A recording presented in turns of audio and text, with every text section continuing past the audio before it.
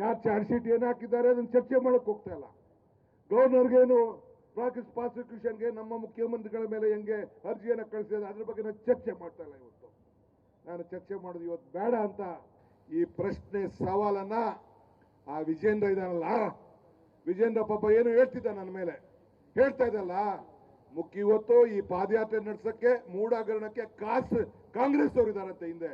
ಏ ವಿಜೇಂದ್ರ, ನಿನಗೆ ತಾಕತ್ತಿದ್ರೆ, ನಿನಗೆ ಧೈರ್ಯ ಇದ್ರೆ, ನಿನಗೆ ನಿಮ್ಮ ತಂದೆಗೆ ಧೈರ್ಯ ಇದ್ರೆ, ಅವನು ಯಾವನು ಕಾಂಗ್ರೆಸ್ ಪಾರ್ಟಿಯವನು ನಿನಗೆ ಕುಮ್ಮ ಕೊಟ್ಟ ಹೆಸರು ಹೇಳು, ನಾನು ನಿಂದನ್ನ ಬಿಚ್ಚಿ ಬಿಚ್ಚಿ ಬಿಚ್ಚಿ ಬಿಡ್ತಿರ್ತೇನೆ. ಇವತ್ತು ಇದೇ ಹೋಮ್ ಮಿನಿಸ್ಟ್ರು ಕಾಂಗ್ರೆಸ್ ಪಕ್ಷ ಕ್ಷಮಾಪಣೆ ಮಾಡಿದೆ, ತಿಳ್ಕೊಳ್ಬೇಕು. ನಾನು ಇದನ್ನ ಚರ್ಚೆ ಮಾಡೋಕೆ ನಾನು ಹೋಗುದಿಲ್ಲ. ಇಷ್ಟೇಳಿ ಈ ಹೋರಾಟಕ್ಕೆ ಇವತ್ತು ಬಿಡದೆ, ನಾಳೆ ರಾಮನಗರ, ನಾಳಿದ್ದು ಚನ್ನಪಟ್ಟಣ, ಆಚೆ ನಾಳಿದ್ದು ಮದ್ದೂರು, ಆಮೇಲೆ ಮಂಡ್ಯ, ಆಮೇಲೆ ಮೈಸೂರು. ಪ್ರತಿದಿನ ಈ ರೀತಿ ಪ್ರಶ್ನೆಗಳನ್ನು ನಾವು ಕೇಳ್ತೇವೆ.